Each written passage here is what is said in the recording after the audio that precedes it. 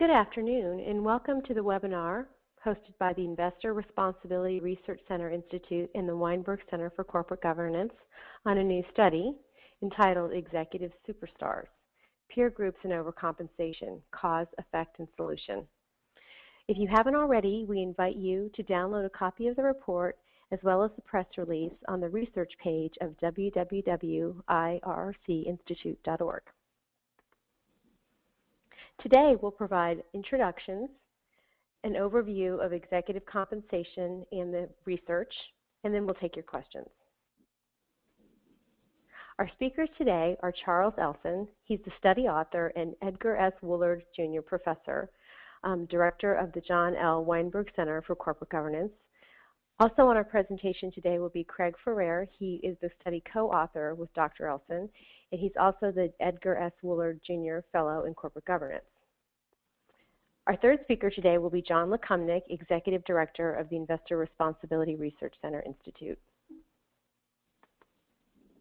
Just a few words about the IRRC Institute. It's a nonprofit organization established in 2005. And essentially what the Institute does is funds and disseminates research at the intersection of corporate responsibility and the informational needs of investors. That research examines the capital market context that impacts how investors and companies make decisions. All of the research is available free of charge at www.ircinstitute.org. This slide shows a couple examples of the broad array of research that the Institute has funded.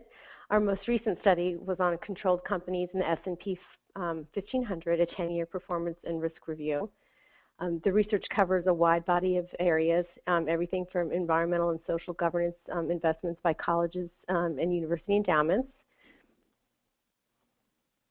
as well as mergers and acquisitions of the universal investor, and a whole host of issues. Again, all of this research is available at no charge at www.ircinstitute.org. Now I'll turn it over to Charles, and he can give you a few words about the Weinberg Center and then dive into the research. Charles? Yes, thank you very much. First of all, I want to thank the IRC for funding this study. Many years ago, I was on the board of the original IRC, and when it was sold to ISS, the funds that obviously were a result from the sale initially funded have continued to fund this organization. And I cannot think, as a former trustee, a better way to see these funds disseminated and the kinds of research that you all have sponsored, IRC has sponsored, is exactly what I think those who initially helped set this thing up intended. And I think it's terrific to see it having done so well and under such able leadership. So thank you, John Lekumnik. Anyway, the Weinberg Center was created about 12 years ago. The idea was to propose progressive changes in corporate structure and management through education and interaction. We have provide basically at the University of Delaware a forum for business leaders, members of corporate boards, the legal community, academics, practitioners, graduate and undergraduate students, and others interested in corporate governance issues to meet, interact, team, and learn and teach. And this study, frankly, comes right out of that purpose. Before I get into the study, I think it's important to note sort of a funny story that how this whole thing came about. Compensation has obviously been a serious issue in this country for the last 20 or so years. The rate of compensation for CEOs has gone up by double digits for a long time, resulting in some feel a significant disparity between what that shareholders get as returns, what others are paid in the organization, and what the CEOs themselves find themselves being paid. And this rate of constant and dramatic escalation has created a significant issue. Now, historically, there were two theories to explain this significant rise. The first, known as the management capture theory, which I had subscribed to and had been one of the early proponents of many years ago, was that boards were effectively dominated by the managers. Managers appointed the boards. They owed their positions on the boards to the management, and therefore, when management came to them for compensation increases, the board willingly went along. We call it the management capture theory of executive CEO compensation. And that really has sort of informed the whole compensation debate for a long time. And what kind of antidote can you create to management capture? to result in better bargaining between boards and management and more reasoned compensation packages related to performance rendered. And that theory kind of is suggested for a long time that independent boards that were made up of equity holding directors, independent equity holding boards, negotiating effectively through CEOs and discipline through a vigorous election process was the most effective way to reduce the rise in compensation and make it better related to pay. That's the first thing.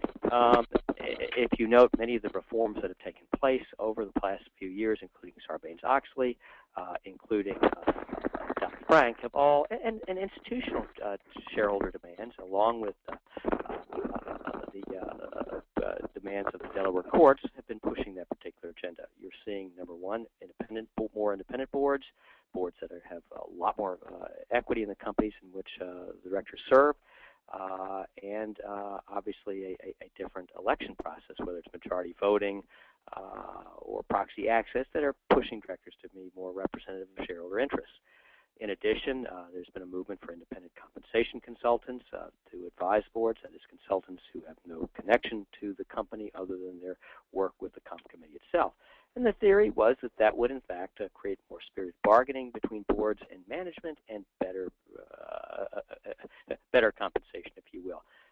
Hasn't really happened that way. Hasn't turned out the way that I think was intended, despite the fact you've had these significant structural changes pushed on by the Congress, by the Delaware courts, and by institutional investors. You continue to see the significant spike in pay. And the question is, why? Now, the other theory of CEO compensation rise has been basically the market theory, market capture, that the rise is simply based on a competitive marketplace at work. And don't worry about it, that you have scarce talent, scarce terrific talent, you have to pay more to get it, and the rise in pay is simply the result of the market itself. The paper that you all have looked at in front of you basically says both theories are right and both theories are wrong. That neither really they may explain some of the rise in pay. Management capture doesn't explain all of it, and the market capture theory doesn't really as well. And we should be worried about pay raise. And so what happened was, if you have to understand what we've done in this paper, you have to look at the mechanics of the process itself rather than the sort of general overall theory, because we believe that it's the mechanics itself that explain the rise in pay, in addition, historically, to management capture, and in addition to the market at work. And if you understand this mechanistic process, that would explain it. And if we can fix that, perhaps we can fix the problem.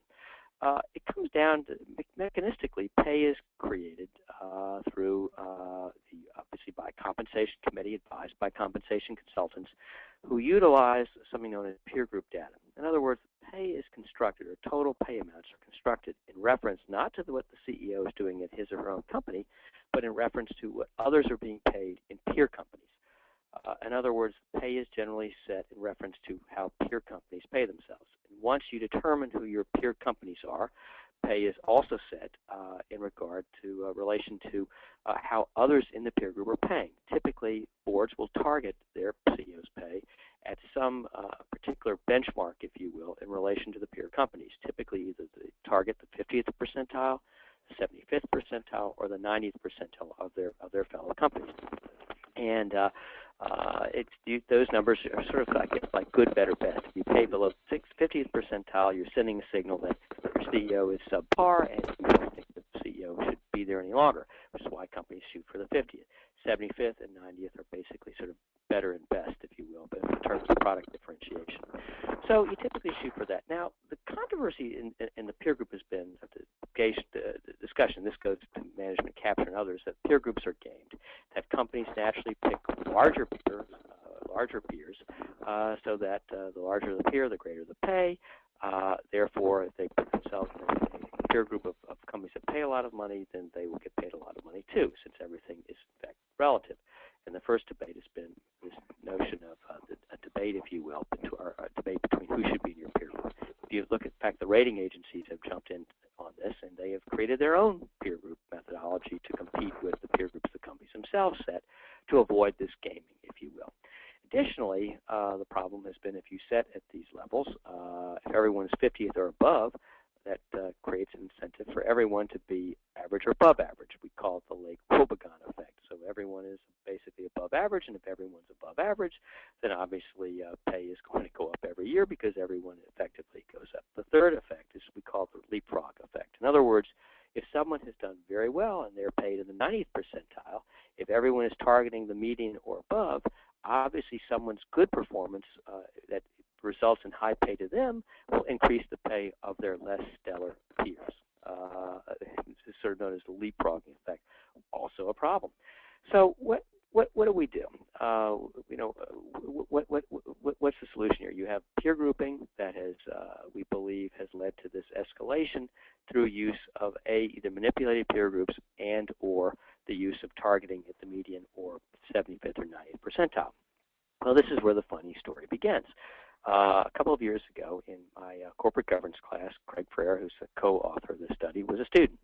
And I asked the question in class discussing management capture and theory and market theory. Well, mechanistically, if everyone shoots for the 50th, 75th, or 90th percentile, what would that do to pay each year, mathematically? And a hand goes up in the back, and it was Craig Frere, and he said pay would rise by 17% a year.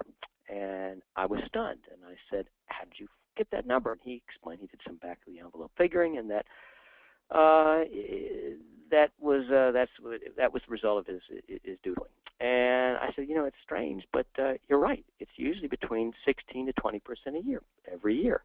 I said, that would make a great paper. And at the end of the semester, the paper I got back was not about a mathematical explanation of the rise in pay, but instead a paper that talked about the peer group process is the culprit, not the benchmarking, but the entire use of this process of comparing one CEO to another, this idea of externally based pay structure. And it was an excellent paper, and it basically said that if CEOs are, say that they compared to peers, the theory was that they could be interchangeable with their peer CEOs, and therefore there was a market for their talent. And he believed that we could come up with a metric to evaluate CEO performance neutrally, rather than look at individual performance. Let's look at all the CEOs as a group and come up with some uniform metric for performance, and that way we can create a more precise way of identifying peer pay.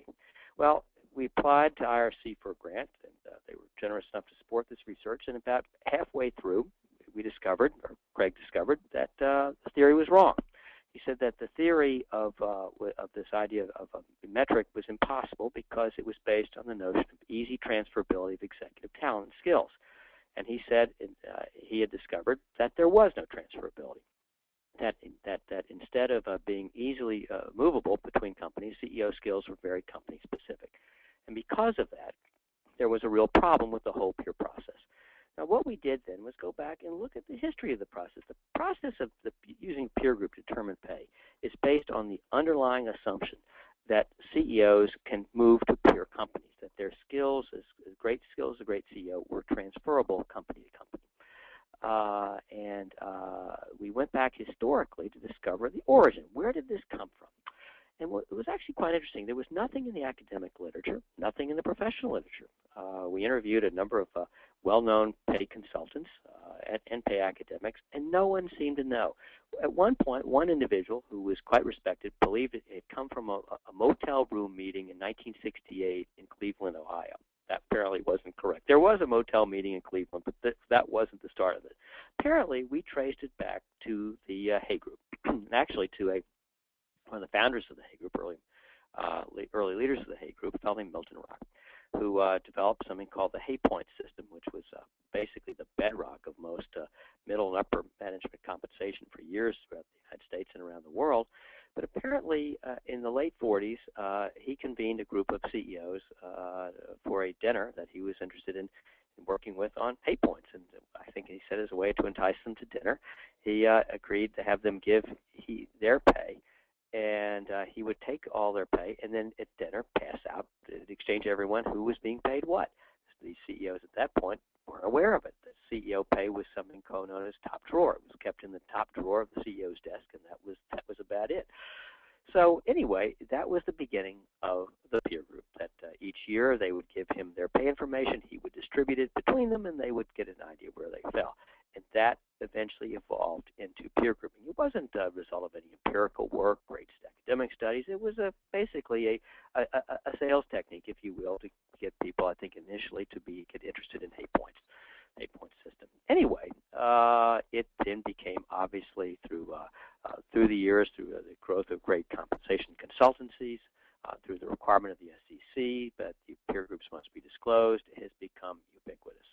And it has become the great driver in pay. That the peer group isn't used necessarily to determine the components of pay, which would be obviously options, restricted stock, base bonus, and whatnot.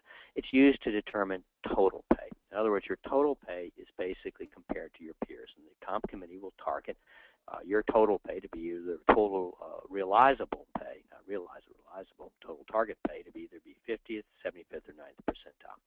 And it was based, as we say, on this notion of easy transferability of talent.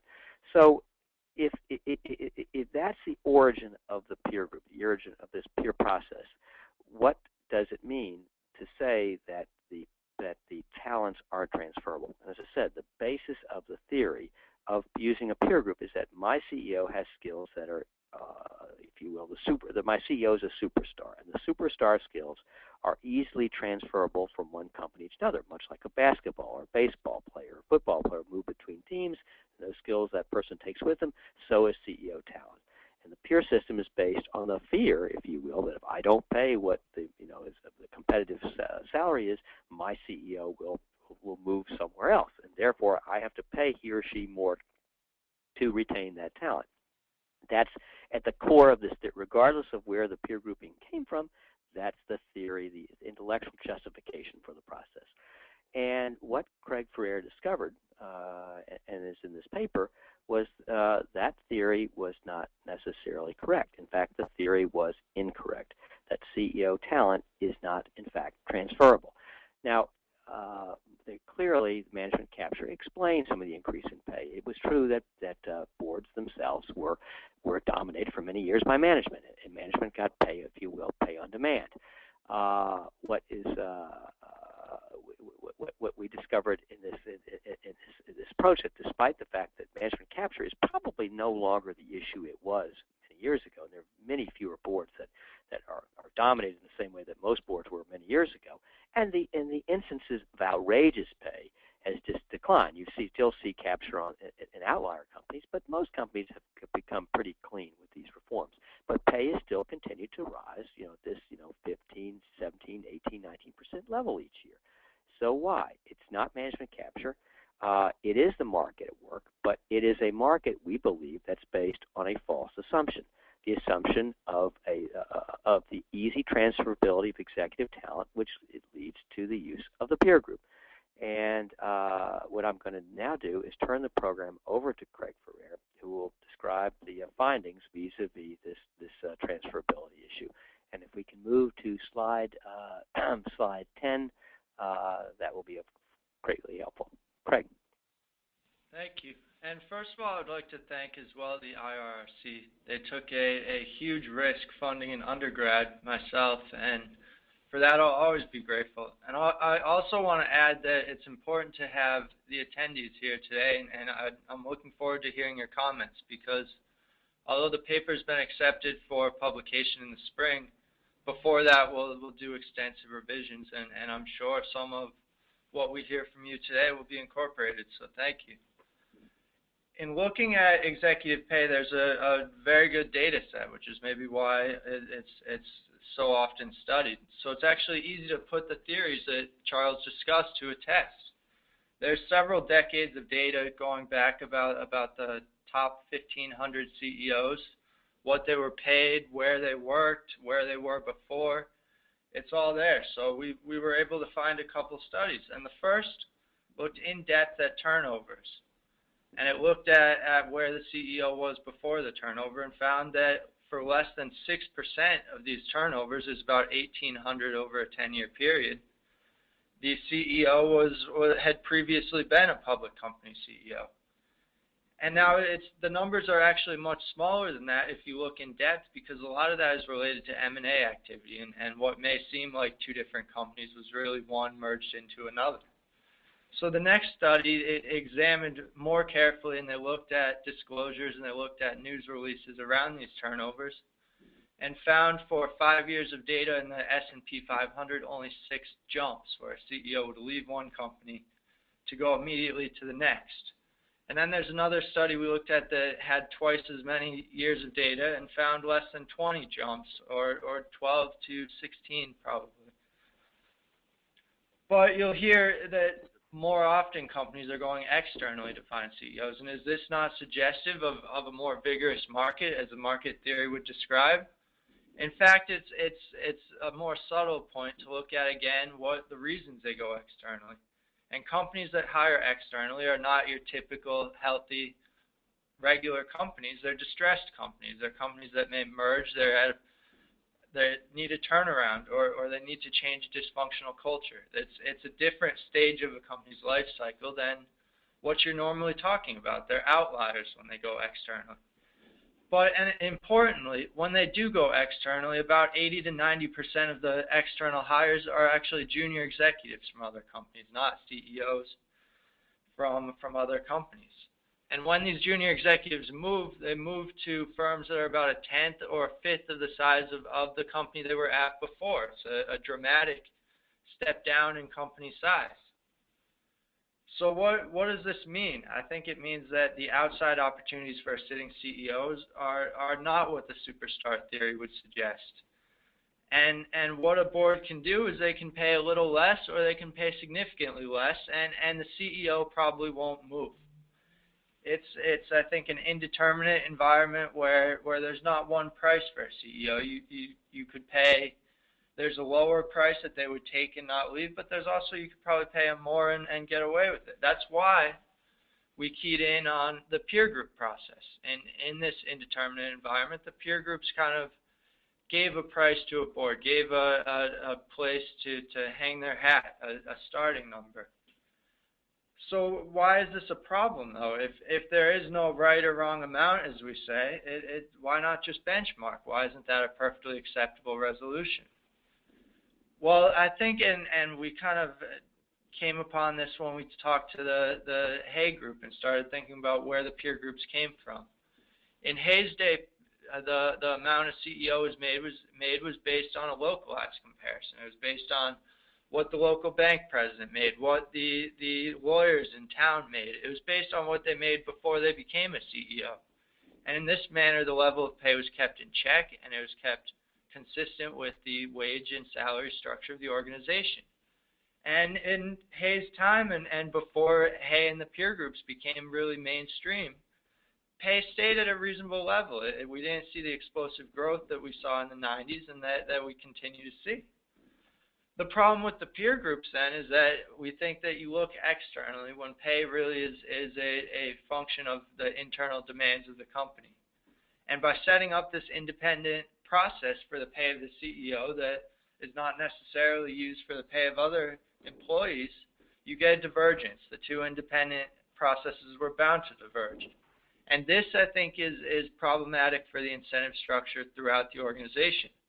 And I'll turn it over back to Charles to conclude and talk about maybe his experience with this problem. Thank you. Really, what we came out recommending of this study is, first of all, that pay has, for years, has been based on, or the CEO pay has diverged significantly from the pay of the rest of the organization. Pay of the rest of the organization is typically based on internal structural issues within the organization itself. The CEO pay is typically done externally, completely externally. In other words, your pay is determined by how another CEO is paid at a peer company as opposed to your own organization. And what that's done is create a tremendous divergence in amounts and the theory behind it vis-a-vis the organization. And we believe that this divergence, the greater the divergence becomes, the greater disincentive it provides within the organization. It's obviously a problem for shareholders if someone's overpaid. It's a waste of shareholder assets. But our concern is not just that, but the divergence, it affects internal incentive and internal morale issues. And the idea being that the more they diverge, the more problematic it becomes in the long-term success of the organization, particularly when the divergence is based on this false assumption of transferability of talent, that by the time someone gets to be CEO, they're generally, the skills they have as CEO are really company specific. That while there are many skills that are transferable, but what one learns over many years at an organization, or nuances about an organization, are really not movable to another enterprise, or not easily movable. And typically when people do move, we find they don't do very well. Either they're either disappointing or really disappointing. It's rare that someone moves to a different company, different industry, and really performs spectacularly. Very, very rare. But our system is based entirely around this notion of easy transferability. And this system of easy transferability and externally based pay has resulted in this disparity, if you will, between CEO pay and everyone else's pay.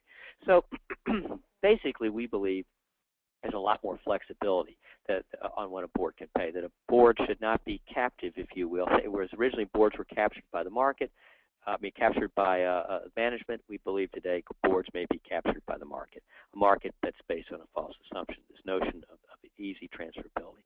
If the notion of easy transferability falls, then the peer group has to fall as well, or the use of the peer group. That doesn't suggest that the peer group becomes irrelevant. It still has some relevance, but not in the way that it's relevant today. The point is today, the peer group is used to basically set pay, that someone's pay is based on what someone else is being paid at a peer company. We believe that pay needs to be based on internal considerations, a la the internal structure of the company. DuPont for many years had a structure where the CEO's pay was a fixed multiple of the direct reporting officers to the CEO, which we thought made some sense. That's one approach. Others, we believe, can base pay on meeting internal metrics, internal benchmarks, and ensuring that the CEO's pay structure is part of the same structure for everyone. In other words, common bonus pools as opposed to CEO-only bonus pools, and things such as that. The notion being that the internal dynamics need to be taken into account by the board. Now, in looking at internal dynamics, a la performance, of course you're going to look at how competitor companies perform. That's clear. So the peer group is useful to a board in judging performance. It should not be relevant in setting actual pay levels because of this problem of transferability.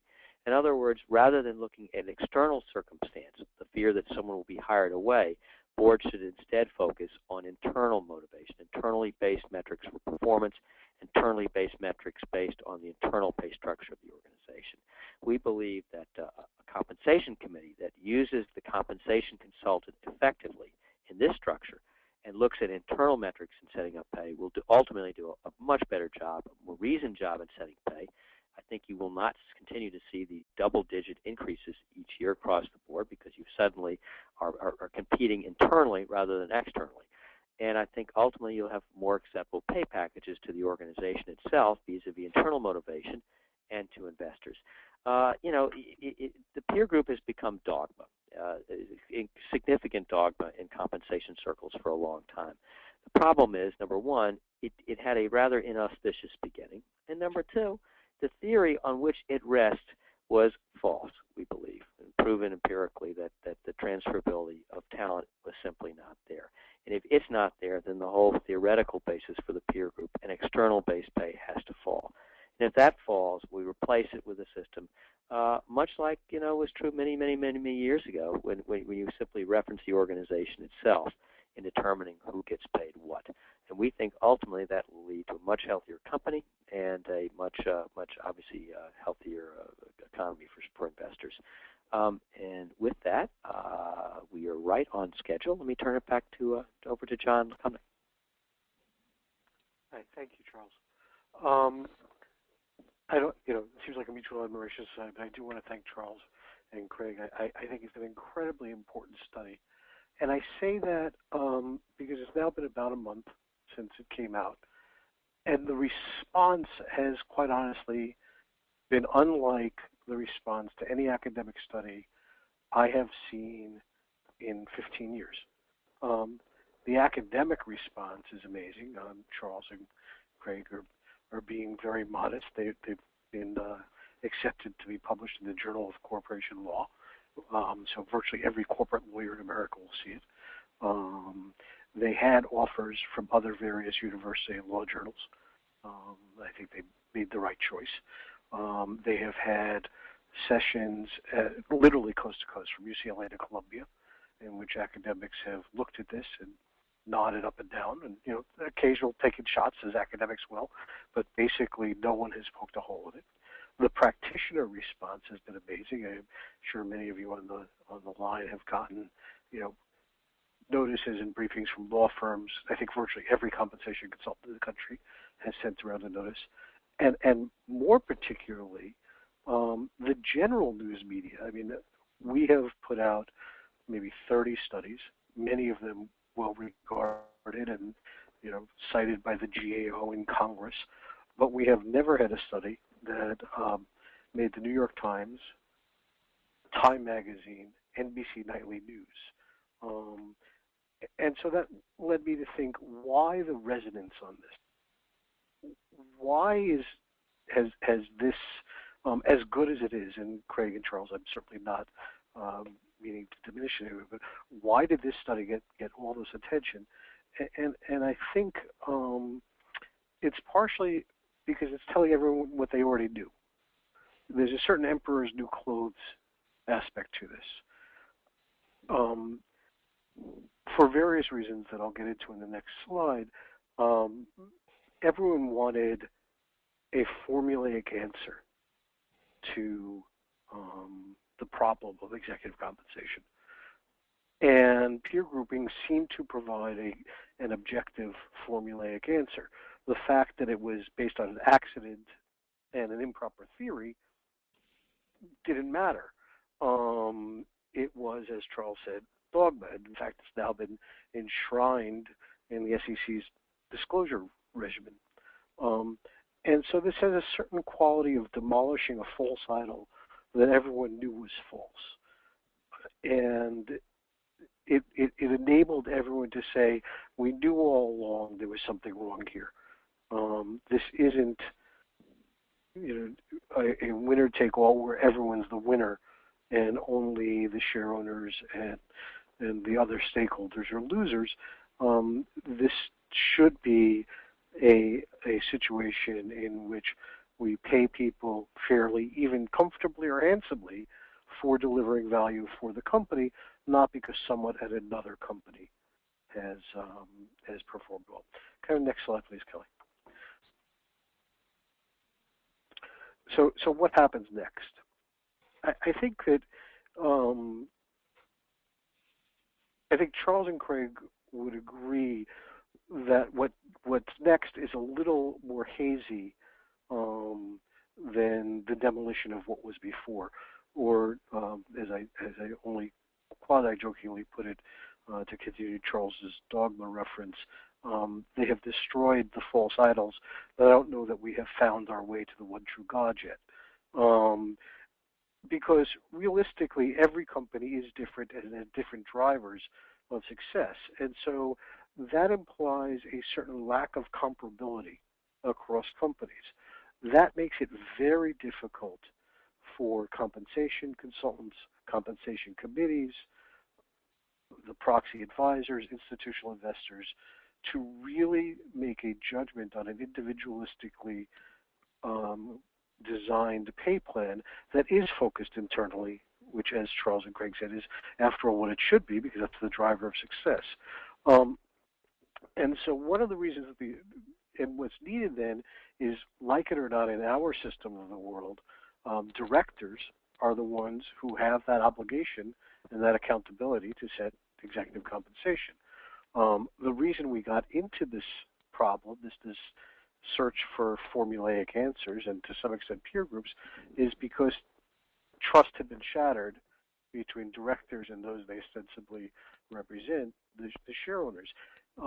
And so I think the desire would be that as directors start thinking about the use of more internal metrics and corporate-specific metrics, they are going to have to explain them in a way that re-engenders trust and allows for some level of discretion from directors rather than seeking purely formulaic models which whether external or, for that matter, internal, can be gamed externally, has the extra disadvantage of not being based on a true market for competition, as Charles and Craig have proven. That implies a lot of challenges for everyone in the compensation world.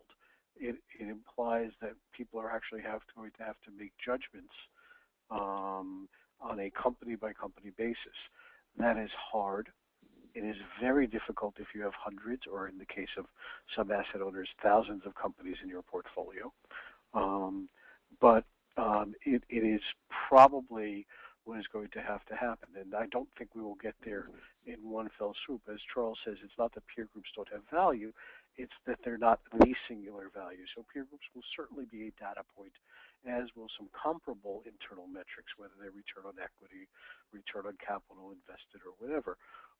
But there will need to be some level of discretion, which is, after all, the way everyone else in a corporation usually gets paid. And that is going to be a challenge for all of us going forward. With that, I think we can take questions, Kelly. Yes, thanks, gentlemen. We'll start our Q&A period now. Before we jump into the Q&A, just a couple logistical points. Again, the research is available at www.irrcinstitute.org. Following this webinar, we will have this PowerPoint available alongside the research paper. We also will have a replay of this webinar available. You can download it on demand and listen to a replay. So with those logistics out of the way, onto logistics on the Q&A period. If you can see on the right-hand side of your screen a question box, if you type in your question, I can read it aloud to John and Charles and Craig, and they can take a stab at answering your question. Also, I can unmute your phone line if you'd like to ask a question over the phone, and we can do that as well. So it looks like we have some questions in the queue, and let me get to those. Okay, the first question, gentlemen. One of the most interesting points made in the paper is on the mechanics of CEO selection and salary negotiation, suggesting that the absence of traditional market forces undercuts an essential premise of peer groups. I'm interested if you have a preferred solution to this problem. Should companies negotiate compensation at the outset? Would a company board ever benefit from picking the third best candidate based on price? Doesn't this violate the old adage, no one was ever fired for hiring so-and-so? I think that, well, Craig, I'll give him a chance to answer this as well. I think that, first of all, when you, unfortunately, the way pay is structured, or the way CEO recruitment is structured, you end up focusing on one particular candidate. And once you pick that person, pay, obviously you're locked into them, they're locked in with you. It's that you don't have an auction, if you will, of talent. You identify, you look at 3 people, then you narrow it to 2, and then you pick the one who's your first choice. Once you've accepted that person, you're put in a sort of a vulnerable position. Now, if you go internally, however, and I think what the paper makes the argument is that internal-based succession probably makes more sense than the external succession process. If you go internally, the pay of the person coming in is usually going to be some kind of multiple of what they have been paid up to that point. And typically you pay a lot less going in. If that individual stays with you and does a decent job, then obviously their pay will rise with the success they've generated. But the initial negotiation where you stay internally doesn't result in the kind of competition, if you will, for talent that you see when you go externally. That part of the quote, pay escalation process is this notion that I've got to go outside for the superstar. The problem is superstars rarely work out the way you think they do, but they're much more expensive to begin with because you've got to go to the external marketplace. Internal candidates probably make more sense long term. If you start internally and work them along internally, you have a very different negotiating structure than, let's say, you pick the one superstar who you want to have come into your company, and you're effectively held hostage to their pay demands. Because once you've established that you want them, it's pretty rare that a pay dispute will result in them not being engaged. You won't go to your second candidate typically because the first one's too much money. Typically because, this maybe is a little bit the agency problem we've got, it's someone else's money as a director. Unfortunately, you have an investment, but today is relatively small versus the size of the company. And that's why we, by the way, we want directors to have a lot of stock so they begin to feel it's that not the house's money, but their money in negotiating. But typically directors don't think that. A few extra $1 million here and there to get the preferred candidate, so what? That's the real issue. That's why we think internal focus pay makes more sense. Craig, you want to take a stab at that? It's an excellent question, by the way. I don't have much to add. I think your response was good, Charles, but it is a very interesting point because for most goods that we think about that are bought on a market or anything on a market, really, you weigh the quality of it against the price. And for a CEO, you really don't get that dynamic. And it comes from, I think, picking the one person and also the peer group process, because whoever you pick, they're probably going to get benchmarked to the median. If not the first year you hire the internal guy, they will ramp it to the benchmarks within a couple of years. And I think it takes a little bit of that dynamic out. And I'll also point out that is something that John brought up at the class. We had an initial class when we were working this paper out in Delaware, and I think it was very helpful in helping us think about this. And it's just a further indication that I think for the CEO it's not a market dynamic, and there's no mechanism to bring it to market prices, so to speak. If I could just add two quick things. One, I find it fascinating that the hiring decision is before the compensation decision rather than integrated for CEOs, but you'll notice it's only for CEOs. I have been on corporate boards. When you hire a general counsel, which is an important position, or a CFO, you ask how much people want. And that is a factor that goes into the decision of who to hire. And yet, people are loath to make it a factor in hiring a CEO. There is a range of reasonableness, certainly, and certainly a CEO can affect more of the profit loss statement than a GC or even a CFO, but it's not unlimited. And divorcing them treats it as if it's a free good, and it's not a free good. The second thing is, we're having this conversation a day after Citicorp fired its CEO. And that was not over compensation, but I find what happened interesting. If you remember, when Chuck Prince was let go and Vikram Pandit was hired, they had to go outside. And to do that, it was a very expensive purchase. They had to buy out Vikram Pandit's hedge fund, literally. Now, one can argue how much it ultimately cost, but it was an $800 million hedge fund, and they had to shut it down ultimately for poor performance in addition to everything else. This time, they were prepared with a succession plan that was internal. And I don't think the new CEO of Citicorp costs anywhere near what it costs to replace Vikram Pandit. So that gets to Charles's internal and external question as well. Thanks, gentlemen. Our next question, as you know, the proxy advisors rely heavily on peer groups for their analyses. What are the implications of this study for that analysis? Oh, I think they're going to have to rethink it a bit. I mean, the reason they use the peer groups is that the companies themselves are using it, and the fear is the gaming of the peer groups by the companies. So ISS, Glass Lewis, obviously correctly say, well, gee, we will create a neutral peer group selection to counter the companies, keep the companies honest, if you will. That still doesn't address the fundamental problem with the peer group, which is this notion of transferability of talent. I think what's going to happen is that you'll see a de-emphasis by the rating agencies on the use of the peer group. The peer group will be relevant in looking at pay for performance. In other words, you will be compared to your peer companies vis-a-vis how you performed, but the peer company will be less, if not irrelevant, vis-a-vis total compensation levels. It will be internal to the company rather than externally based in the market. So my gut is that the rating agencies will, in fact, reduce the reliance on the peer benchmarking vis-a-vis how much the CEO is being paid, but instead will utilize it if you were to look at overall performance. I think that's the correct approach. Craig, any thoughts on that? I think that third parties and people looking outside will always need some kind of objective measure, and the peer group analysis provides that. The thing that we would hope, though, is that companies do a little more individual, tailored approach, and they're in a position to do that. Maybe ISS and the others are not. but I think if they followed our recommendations and built pay in a manner consistent with the organization, hopefully you would get lower pay, and ISS's peer group, they'd actually pass with flying colors.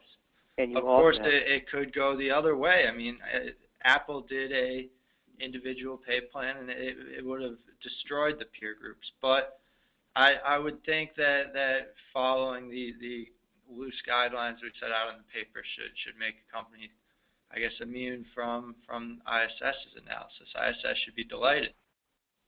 And I would hope actually that ISS and Glass Lewis will reduce reliance on the group because, again, what comes first, the cart or the horse? If ISS demands it and sets up peer group, then companies will use the peer group. And hopefully ISS and Glass Lewis recognizes the results of this study and begins to use the peer groups basically for performance purposes as opposed to external benchmarking vis-a-vis pay. And they reduce significantly their reliance on the peer group in evaluating pay for say, pay vote and director renomination votes. I think this is clearly hopefully within their ways of thinking, which I think it probably is, and we'll see a change. Again, but I think everyone together has to move away from the use of the external peer group vis-a-vis external pay levels. Kelly, I heard today about a Canadian fund that was introducing a series of resolutions at financial institutions in Canada saying, please don't use peer groups. ISS and Glass Lewis have clients, and they're called institutional investors. If institutional investors move away from using peer groups, ISS and Glass Lewis will get the message. Okay, our next question. We oppose the initiation of Say on Pay for several reasons, including the use of peers to set total pay opportunity and what we thought would be one-size-fits-all voting analysis. Do you think that Say on Pay voting is practiced by investors and voting services simply serve to reinforce the pay problems your study has highlighted? Well, I think that where Say on Pay recommendations are based on the use of the peer group and the whole structure is based on the peer group, it all acts to reinforce itself effectively. I mean, the Say on Pay today is part of a bigger pay picture, and part of Say on Pay, the Say on Pay analysis is based on where someone falls out vis-a-vis their peer and whether or not you agree with the peer group that the company is comparing itself to in pay. I think that the change is going to have to be universal. In other words, when shareholders vote on pay, they need to think about, is the pay they're voting on or supporting or not supporting based on a quote peer, or is it pay based on the internal metrics and internal results of the company itself? I think Say on Pay the notion of Say on Pay is consistent with internal metrics. So I've always been one who's not as enthusiastic about Say on Pay as others, because I believe that if you don't like what the comp committee's done, replace the comp committee. You don't need to tell them what to do. Simply move them along if you're unhappy with what your agent is doing. The key to our proposal is putting a lot of faith in the board. But for you to have faith in the board has to be truly independent from management. It has to be heavy equity holders in the company itself, and it has to be subject to real elections from time to time, where the shareholders, if they're unhappy with what's being done, can replace them. And if those are in place, and they are advised by truly independent compensation consultants, then you have to let the board do what it's going to do. If you don't like what they've done, if you don't like the metrics they've used, replace them. But I think you're going to have to really rely on their good offices, which are based, and that's why I wouldn't discard management capture theory. I think it was correct. I think there was management capture, and I think the antidote to pay is getting rid of the captured board. But I'm afraid that we've replaced the captured board with a good board, but a board that's using the wrong metric and maybe a wrong process. And maybe if we fix the process along with fixing the board, we end up in a better spot. So how Say and Pay fits into it, again, if it's based on the right metrics, then I'm all for shareholders voting the pay up and down. But as Charles said, I don't think we should link the study to Say on Pay. I don't think Say on Pay instituted, memorialized, or made peer groups more important. In fact, I actually was skeptical of Say on Pay and have come to believe that it was actually a very positive step, largely because it has increased the level of dialogue and engagement between share owners and companies.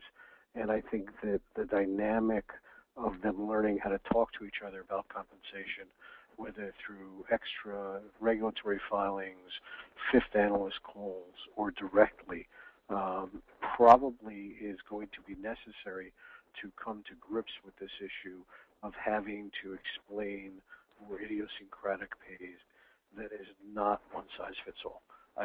So while I agree one size fits all is an issue, I actually think SAM pay may be part of the solution, not part of the problem. Our next question, how do the authors view the effectiveness of how boards have chosen to use performance metrics within their compensation plans, assuming that the peer group design has serious flaws? I think they've done a lot better jobs than they did historically. Again, that's the captured board theory. We have a captured board. The danger is the metrics that they use will be metrics that are advantageous to management rather than to creating shareholder value. I think boards have done a lot better job than before. Again, the key there is I go back to management capture theory. I think you've got to ensure that the board is independent, has a lot of equity in the company, a lot to incent them to act for the company's interest than the manager's interest, and they've got to be subject to a vigorous selection process. I think the problem is that the performance metrics really only affect a very small part of the total package. That's basically the bonus. The key is the total package itself is based around this peer theory. Now, the components of the package are individually based, and again, that goes back to the motivation of the board. But the whole package, the total number, if you will, comes out of this peer process. And that's what I think we have to abandon, and hopefully abandoning this notion of external pay and focusing the board more internal-based numbers will force them to focus greater on performance-based packages. So I think in the end, getting rid of the peer, focused on performance, and with this internal or with this independent equity-holding board, subject to real elections, I think begins to solve the problem. Craig or John, any other? I would second that. I think our paper is less about performance than about the total number. For a comp committee, the first thing that they will ask the consultant is to design a package that hits a numerical target. When you add up the value of all its components, is it in this percentile? And the last thing they'll ask is, now that you've done this, what percentile are we? Where is the value? And I think that's where our paper is talking about. Performance, though, is a critical issue, and I think the research would suggest that performance pay is getting better, that CEOs are paid for performance, and that their options or restricted stock, which is where we're moving as well, is positive, tie their performance to their pay. The only issue I can see is, and there's recent work on this by Rob Jackson, is that a lot of times, even though you'll give them all these options and you'll create this package that should move up and down with the company's stock, they'll turn around and unwind these options or take securities that will diversify them away from the company's performance. And that's an issue which I think you don't see in private equity, is what Rob Jackson has shown. And that may be something to consider or worry about for a shareholder in a public company. And we have time for one more question. If we don't get to all of the questions, we have the questions captured and we will follow up individually with you. So our last question, gentlemen, if you think disclosure of compensation amounts may be partly to blame for the current situation, could disclosure be done differently so we could see there is pay for performance without seeing the actual amount paid?